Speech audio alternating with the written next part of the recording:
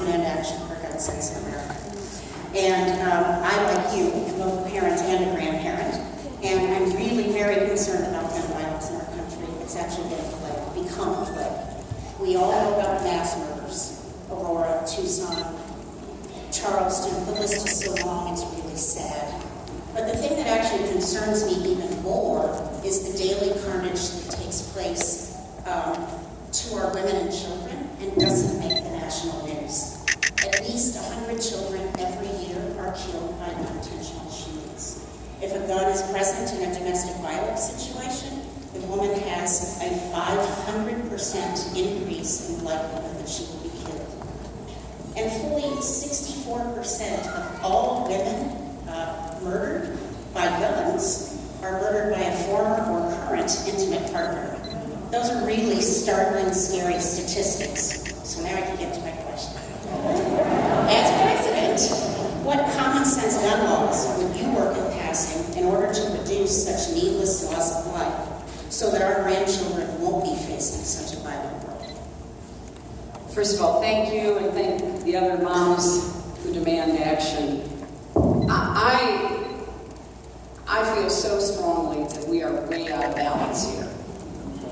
I want to do what I can as president and to support states and cities to have some common sense violence prevention, gun regulations and laws. Now here in Nevada, you'll have a chance to vote on an initiative next in the 2016 election, right? And I hope that you will all take that very seriously. You see, I don't see any conflict between the legitimate protection of Second Amendment rights and protecting people from gun violence, from people who should never have guns in the first place.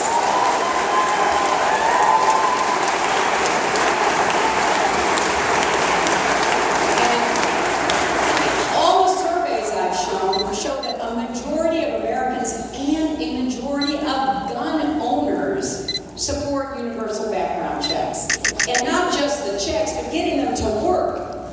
You know, that young man who murdered those 9 people at Bible study in the church of Charleston should never have gotten that gun. They were waiting on the information, and 3 days went by, and under the rules he got to get the gun. But at what cost? That young man murdered in a church 9 good people who welcomed him in to be part of their prayers. And you could go through all of the other mass killings, but it's also important to remember a lot of them don't make headlines anymore. The domestic violence cases, the random shootings. I mean, a man was with his grandchildren in one of our national parks. He was making s'mores. You know what s'mores are? The graham crackers and the marshmallows and the chocolate over the campfire. People just shooting for the heck of it, who weren't educated, who weren't responsible. A stray bullet killed him as he sat at the campfire with his grandchildren. So I guess I will do whatever I can. I am not afraid of this fight. I am not backing off from this fight because